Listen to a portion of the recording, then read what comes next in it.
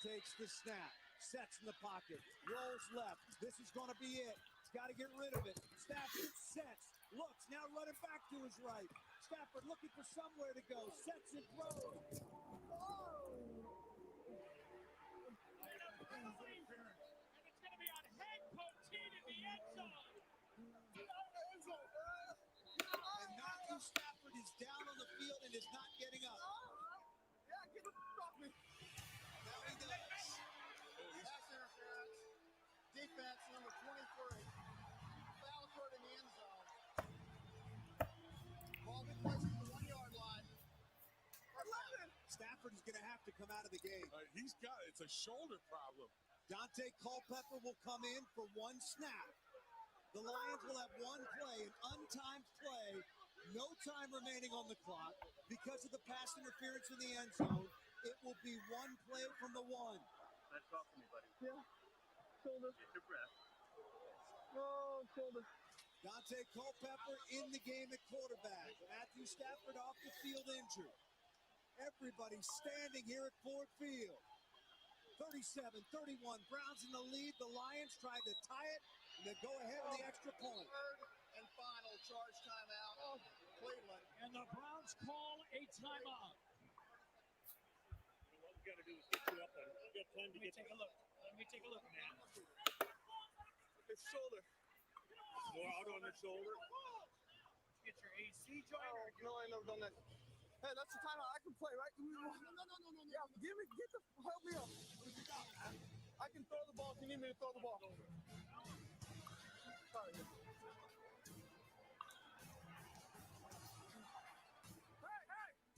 Hey!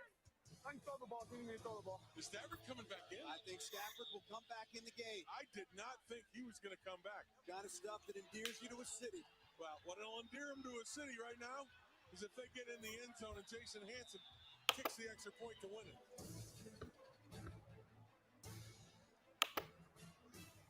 The rookie from Georgia, number 1 overall pick, is back into the huddle.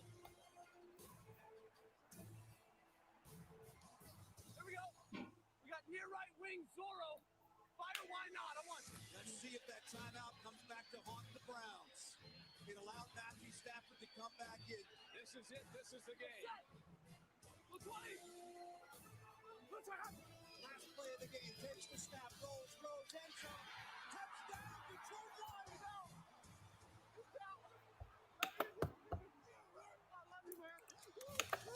I think I can watch that, I don't know, 1,000 times. I think I've already watched it 1,000 times.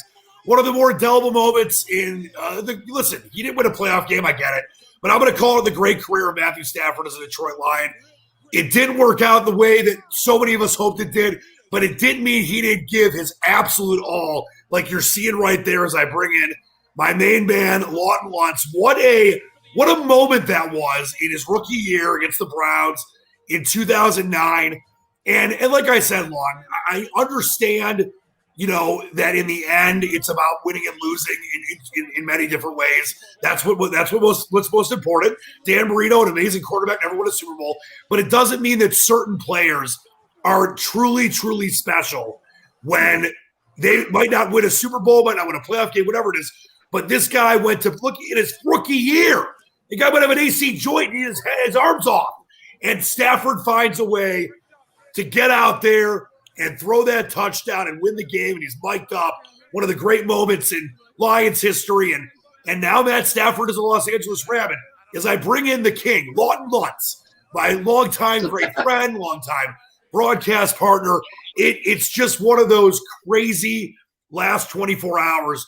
I know that that I was doing the Wings game last night, and I had a short show before that at 6 o'clock, and it's funny because last week on Saturday, I had a short show. My man Jeff Rieger was on for 4 hours, 2 minutes into my show. The Stafford trade news breaks. Last night, no one was supposed to go on air. I'm at the studio because I always hang around because I just always like to see people. And then within a couple minutes before the Wings game ended, we were about to go to nationally syndicated programming. The Stafford trade news, bomb drops. So I did an emergency session for the first time in a couple years and went on till midnight. And I will tell you this, Lawton, I want to get your thoughts on this. We will do a quick Super Bowl pick at the end. I got to go on air in about an hour or so, too. So not as long of a show as we would have normally done tonight, but I really wanted to get you in. You have a great perspective being from Detroit, but also being a Dolphins fan, not being a Lions slap and sucked in. And by the way, I am wearing the Stafford GOAT shirt. I know it's tongue-in-cheek, but he is the Lions GOAT in the modern era as far as quarterbacks go. It's him and Bobby Lane. Sorry, Joey Ballgame. Sorry, Eric Hipple. Sorry, Chuck Long. But Lawton, it's one of these things where 12-plus years, he tried his darndest. He had some onus on him, but the high majority of the time, 90+%, he was one of the least problems of the Detroit Lions. It was badly built teams, bad coaching, poor defense, no running game. It's not about making excuses. I know it didn't work. But now, as this new regime has come in and started to bite kneecaps, literally and figuratively, I wonder where you're at with this deal, because to me, it's an A+. It's a grand salami. It could have been any better. We were talking before we started.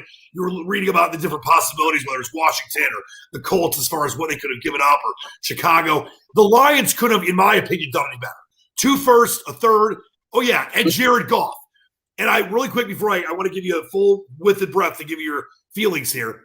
I'm going to give you this analogy that I came up with last night. Okay. I love poker, big poker player.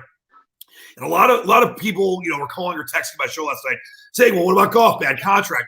I know that the Rams are going to pay at least $15 million of the bonus money and some other stuff. We'll figure out all those details later.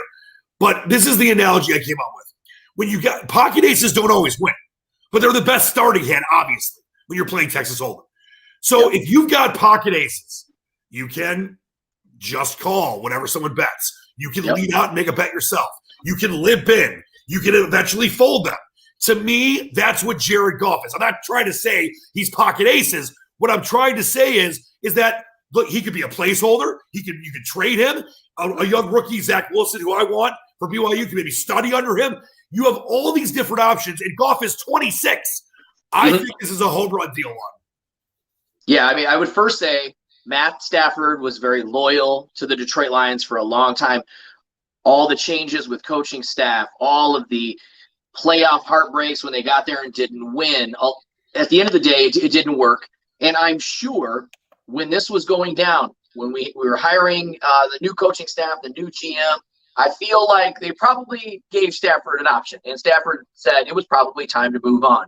And good for him. And like I said, I like Stafford. Let me say real quick. Stafford's the one that reportedly asked for the trade. Just right. Clear that up. Yeah. Well, and let's be honest. I mean, how many different offensive coordinators has he had since his time in Detroit? It's too many to count, right? Too many staffing changes.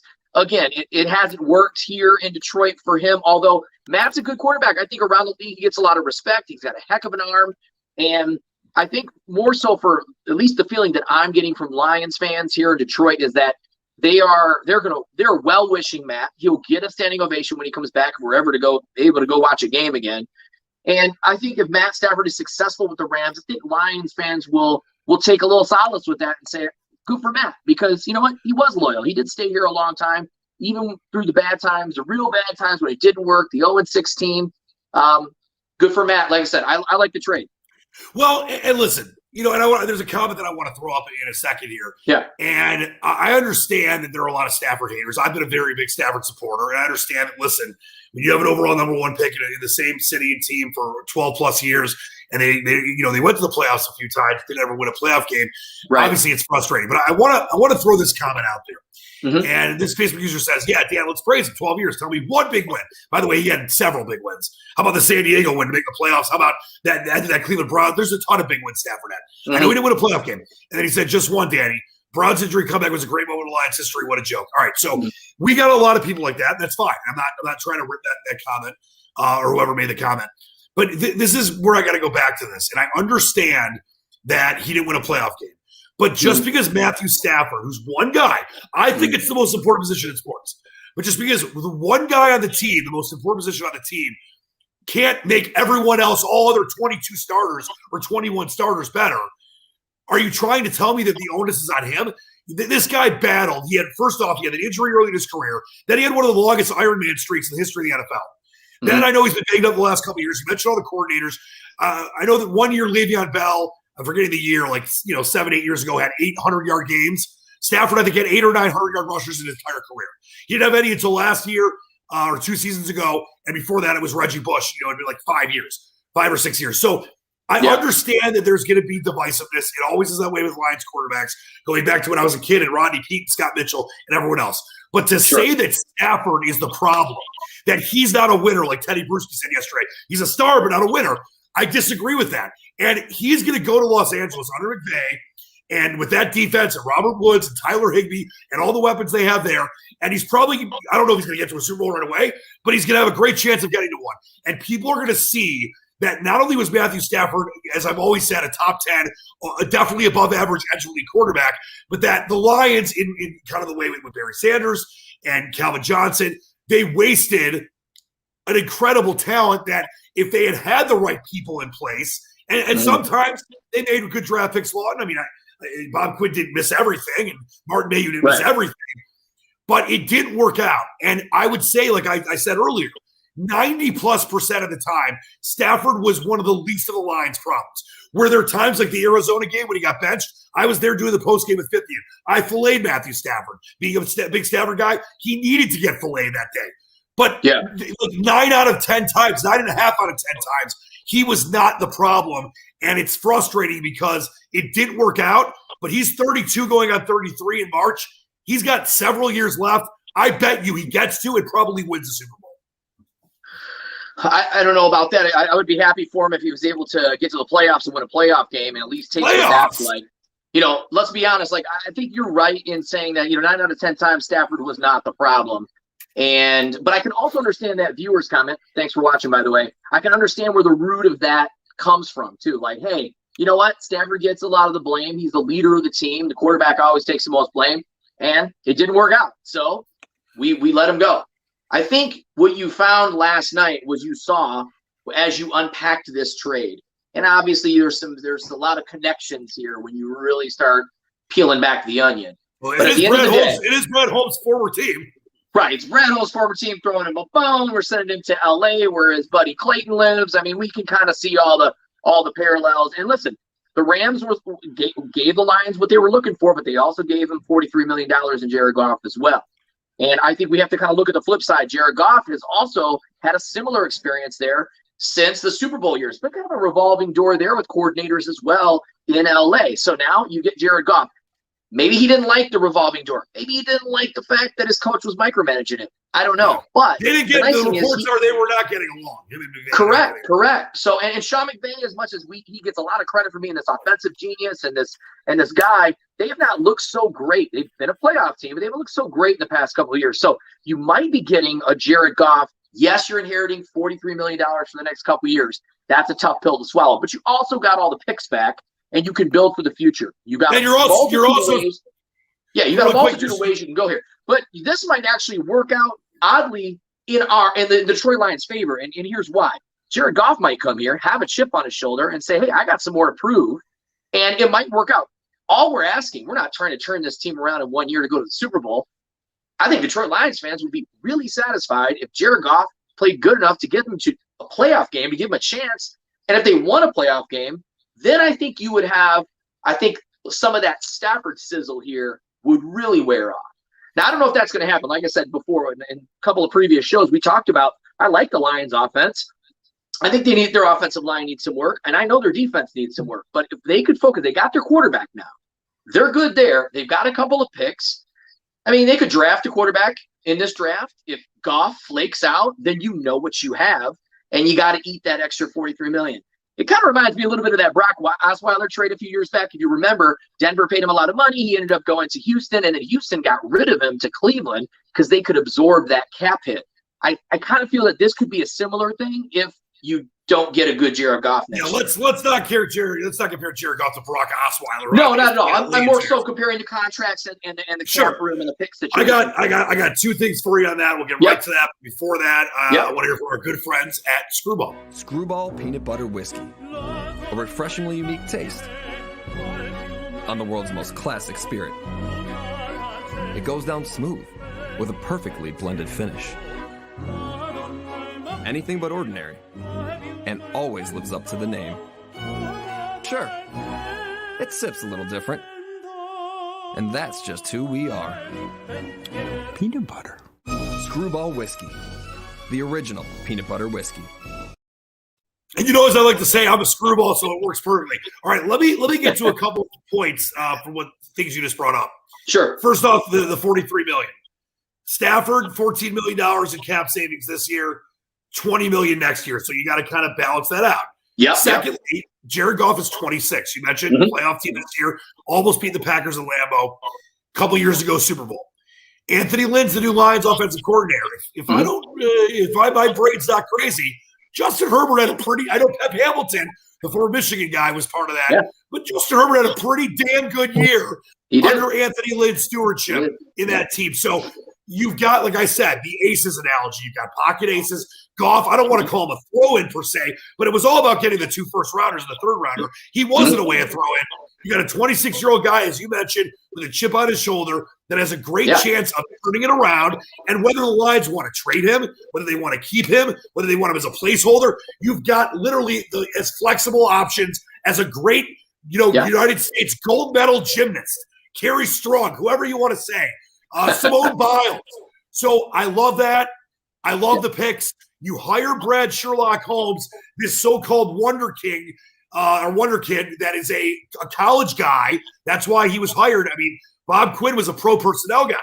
You got to build your team through the draft. Holmes is a college guy. If you're getting the right guy and he's this genius with picks like he was with the Rams with Van Jefferson and Akers and so many other later round picks that have been successful for Los Angeles, you're giving the guy 2 extra first rounds.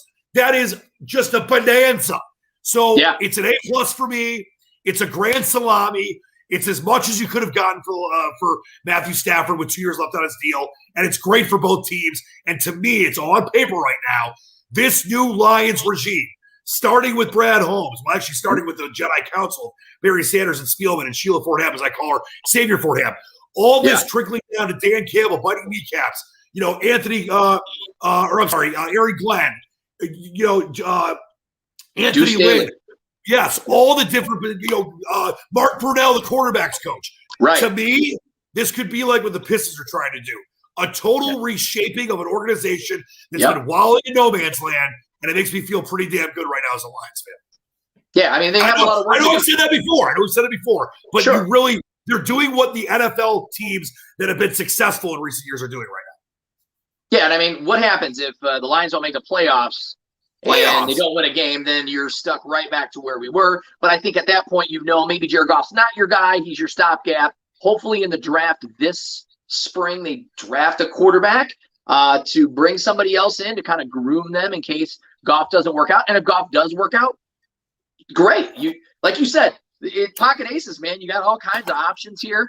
And like I said, you have additional first-round picks in future drafts. Now, we don't want to be looking at this thing in 3 years and saying rebuild in 2023. That's not the whole goal there.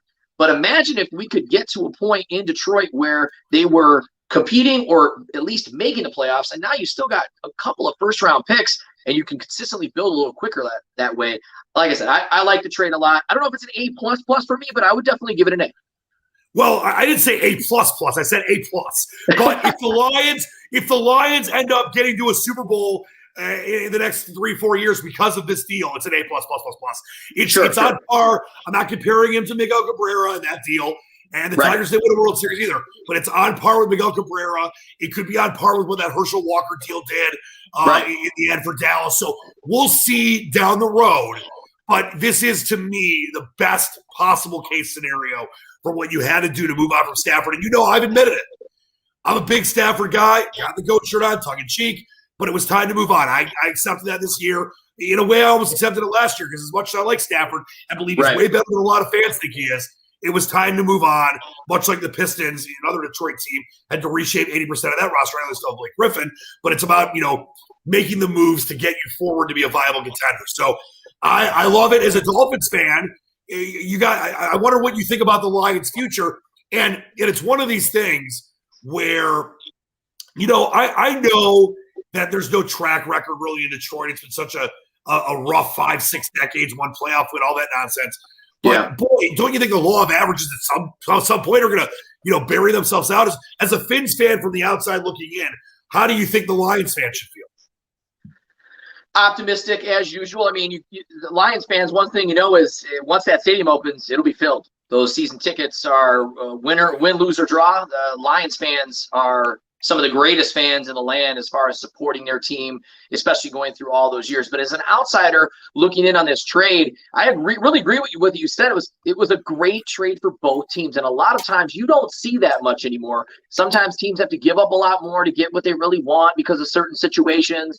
And like I said, I like the trade. As an outsider looking in, the Lions, I would never say they got better with this trade, but they have pieces. And they have future pieces to work with. And I think the future is bright. Again, they're doing a whole overhaul here. I like the coach. I like the guys that they've hired.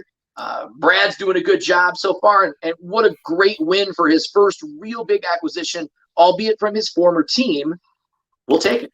Yeah, and that's another great point on the Holmes, the Brad Sherlock Holmes front. So when he gets his first job a few weeks ago, a lot of people are like NFL people. There's no way this guy's coming in. He's going to train the franchise player in year one.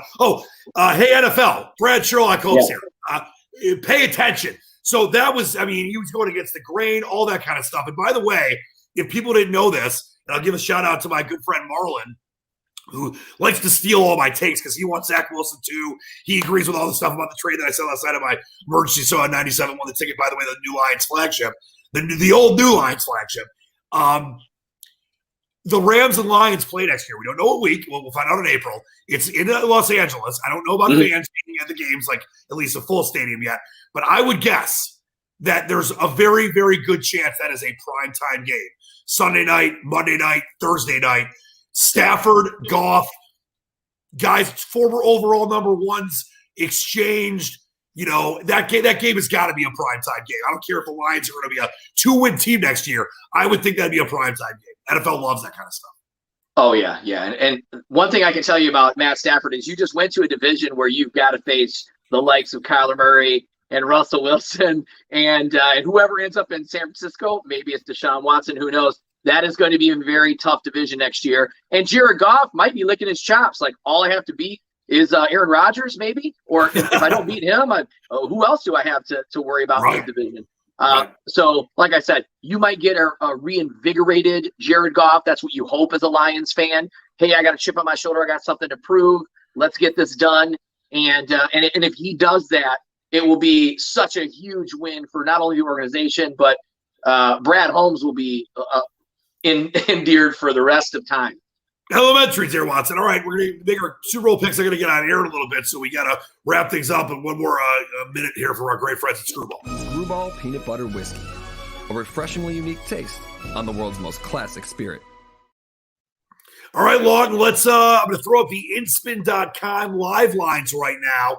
You got the Chiefs -3, -120, 67% of the money on Kansas City. You got the total at 56. The over's got 81% of the money on it right now. What do you think? Super Bowl 55, is it a repeat for the first time since the early 2000s for the Chiefs like the Patriots did? Or is it Tom Brady winning his 7th Super Bowl? Now, like Stafford and Goff and many others, they dream of this going to 1. Tom Brady. I'll go to 10. His freaking 10th. It's just ridiculous. So what happens next Saturday, week out, Sunday in Tampa Bay? In Tampa Bay. And by the way, we've never had a Super Bowl. I know there's not going to be full fans, like 20, 30,000 instead of a full stadium in the new Sombrero. But we've never had a home team host a Super Bowl. Guess what? Brady, of course, is the first guy to do that. It's in his first year. Nuts. Somebody's got to beat this guy, man. I mean, seriously, like his time has to come to an end, just like someone else's time has to begin. If nothing changes, I still like Kansas City in this game, but there are two things that I think we're not hearing a lot about.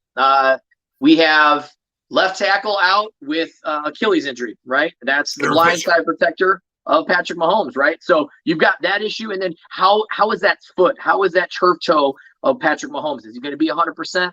Is anyone really at this point in the season? I don't know. I think the line is still a little too close. I'm really surprised with 67% of the money on. I love it. I love that it's free.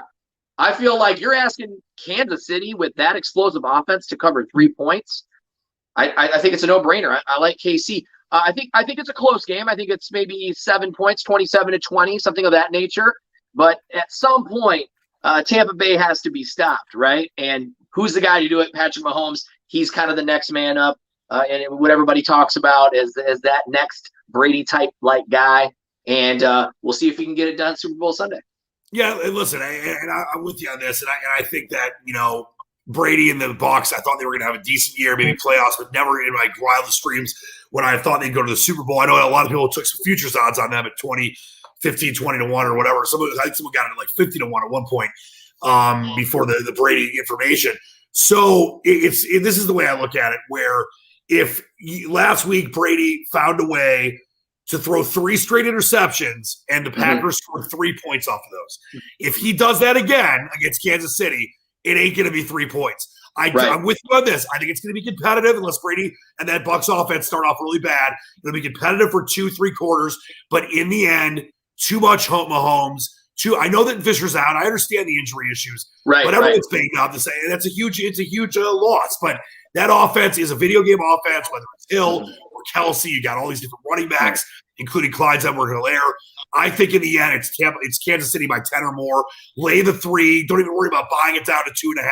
Yeah, KC by at least 7 to double digits, and they go back to back. And Brady still can hang his head high. He's been to 10 Super Bowls, but he won't get a 7th win, which is a touchdown's worth.